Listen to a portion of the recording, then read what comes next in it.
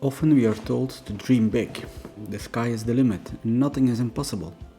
And while this is excellent and lovely advice to set those big goals to make you and your surroundings happier and healthier, how to reach those goals is often less clear. Dreaming is not enough, having an idea is not enough. Many of us have ambitious long-term goals and dreams, and only a few of us make them happen. What makes the difference between dreamers and those who succeed? When we set out our goals, we do this mostly with very good intentions. So why do our best laid plans so often fail? When we're so committed to making a positive impact and fulfilling our ambition at the outset, how come we don't avoid the common roadblocks that stand between our goals and us? Does a simple and accessible framework for success based on scientifically tested steps exist? The answer is yes. The key message in this episode is that we need to think small to reach big goals. Contradictory, you may think. No.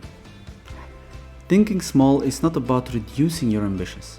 It's about adapting a mindset that lets you focus on getting the small and often simple task done, opening the path to the next stage towards your goals. The following 6 steps, the following framework is not a checklist. It's more like a guide to reach big goals. You don't have to religiously follow all the steps. So let's dive into this framework. Number 1, set your goals. The problem is not a lack of goals, it's too many of them. So set your goals is not only about the many end goals you want to reach, but find out which one is most valuable for you and focus on that goal. Setting your goal is about setting a specific target and break the objectives into manageable, smaller steps. Setting a goal is setting a clear target and a deadline. When I do this, I repeat this step several times, treating every minor step as a new objective and create smaller and even more manageable steps. Number 2, your daily routine. Once you have your goals, objectives, and manageable steps, you need to find a way to integrate the required actions into your daily routine.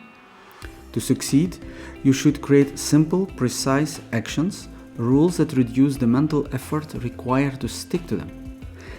By repeating the same actions, you create habits. And we all know habits will make it easier to reach your goals. Number 3, commitment. Previous steps are still easy. You can be on your own while creating them, you can think of them while running, but that's not enough. You need commitment, you need to make a pledge.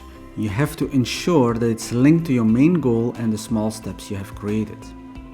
Write down your goals, your objectives and steps. Make it public. Talk to people about your goals even they think you are crazy. You are more likely to stay true to your commitment. Prove them they are wrong. Last point in the commitment, appoint a commitment referee. He or she will help you to stay true to your core goal. Someone you trust, but who is not afraid to mete out penalties if you fail. And we're not talking about violent punishments. It has to be something different. For example, let the person wear the football club shirt he or she dislike. So in my case, they would let me ski again for 1 week instead of my snowboarding. I will do everything to keep on snowboarding. Number 4, reward. To stay committed, put something at stake and use small rewards to keep you going, to stay creative and motivated. Incentives matters. Put something meaningful at stake. Link achieving your goals to a significant reward. Make it a binding and enforceable. And motivate yourself along the way by using smaller rewards, smaller incentives linked to specific smaller steps that you achieved. But one remark, be aware of financial incentives. They can really backfire. You don't want to undermine your good intentions and not reaching your goal. When I sell my company, a big step towards my ultimate goal is to offer myself a new mechanical watch personalized for me, which I hope I can give further to the next generations. Number 5, feedback. Previous points are still fun. Now we need to implement a feedback procedure to track how close or how far you are from your steps, goals, and objectives. Ideally, you want feedback that is personal to you, clear about what you need to keep doing or to do differently to reach your smaller steps. If possible, depending on your goal, you should find out how well you perform compared to others. Olympic sprinters don't care how fast they are. They care about if they are quicker or slower than their competitors. In my business, I compare my business goals to my competitors like Spotify, Rakuten, Amazon on several metrics.